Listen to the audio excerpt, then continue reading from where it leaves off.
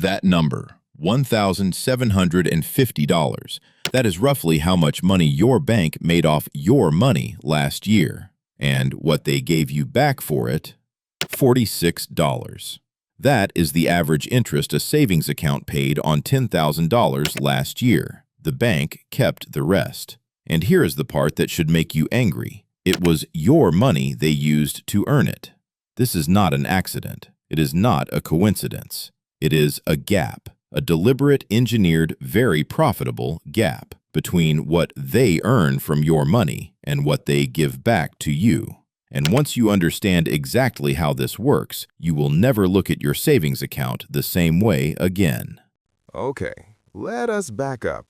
Because most people genuinely have no idea how a bank actually works. And I do not mean that as an insult. Nobody teaches this, ever. When you deposit money in a bank, you are not just storing it, you are lending it to the bank. That is literally what a deposit is, a loan, from you to them. And the bank takes that loan you just gave them and loans it out to other people at a much higher interest rate. Let's do the actual numbers. You deposit $10,000. Your bank pays you 0.5% interest. That's $50 a year. $50. Meanwhile, your bank takes that same $10,000 and lends it to someone else as a personal loan at 18% interest. That's $1,800 earned from your money. They keep $1,750 of it. You get the 50. Now, imagine that happening across millions of customers every single day. That's not banking. That's an empire built on your apathy. There are 3 tricks, 3 ways this system quietly takes from you. Let us go through them one by one. Trick number 1, the interest rate gap. The average savings account in the United States pays 0.46% per year. The average credit card charges 21.5% per year. Both of those products are offered by your bank. One is designed to make you richer. The other is designed to make them richer. And most people are using both at the same time. Saving a little, carrying a little credit card debt, and thinking they are doing fine. But they are running on a treadmill the bank designed, at full speed, going nowhere.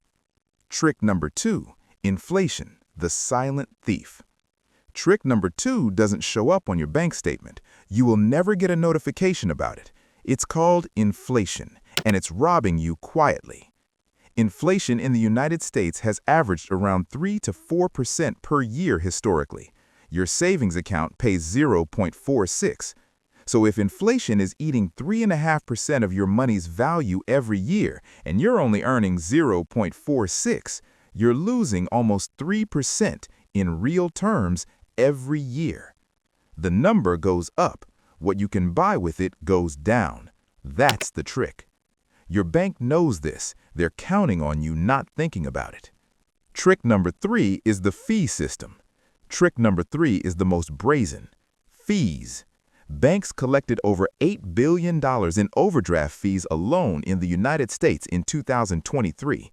$8 billion with a B. $35 for spending $5 more than you had.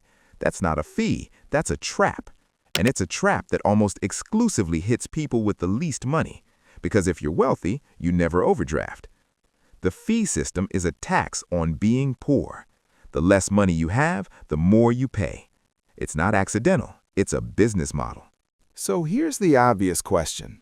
If all of this is happening, why does everyone not just leave, switch banks, move the money, problem solved? Because switching banks is genuinely annoying.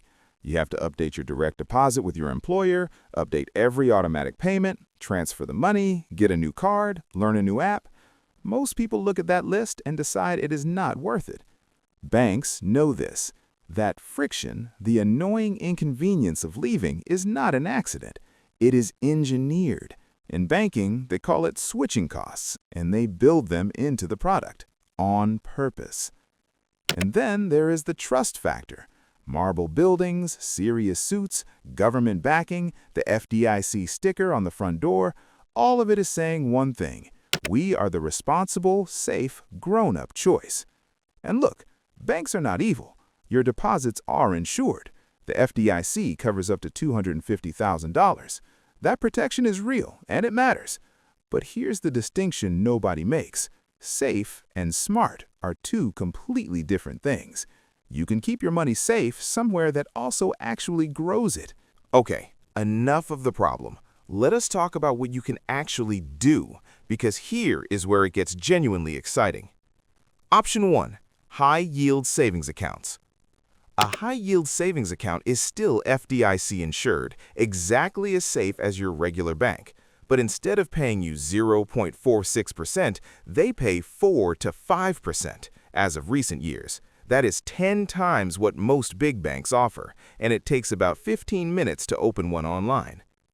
Online banks like Ally, Marcus, or SoFi are common options, though always check current rates yourself. Do your own research, pick one, move your emergency fund there. That is literally it. Step 1, done. Option 2. I-bonds and treasury bills. Option 2 is for people who want to go even further. Series I bonds are issued directly by the U.S. government. They are specifically designed to track inflation, so your money never loses ground in real terms. Treasury bills, T-bills, are short-term government debt. In recent years, they have been yielding 4 to 5%, and you can buy them directly at treasurydirect.gov. No bank, no middleman, just you and the United States government. Option 3. Investing, for money you will not need soon. Option 3 is for money you genuinely will not need for at least 5 years. Investing. The S&P 500 has returned an average of around 10% per year historically. No guarantees. Markets go up, markets go down. But if you're leaving money in a 0.5% savings account for a decade, you are almost certainly leaving an enormous amount of wealth on the table. $10,000 at 0.5% for 30 years becomes $11,600. Then, $10,000 invested at a conservative 7% for 30 years becomes $76,000. The bank's version costs you $64,000, not because anything went wrong, just because you did not move your money. Here is what I want you to take from this. Your bank is not your enemy, but it is a business, and like every business, it is optimized for its profits, not yours. The people who win financially are not always smarter. They are just more intentional about where their money lives. Most wealth building is not about making more money. It is about stopping the leaks. Switch your savings to a high-yield account. Look into T-bills or I-bonds for money you will not touch for a year or two. Invest what you can afford to leave alone for the long run. And stop giving your bank a free loan. They've had enough of your money. If this video clicked for you, subscribe, because the next one is going to make you equally frustrated. We're talking about lifestyle creep, the reason your salary went up and your savings did not. It's sneaky, it's coming, and it's completely fixable. See you there.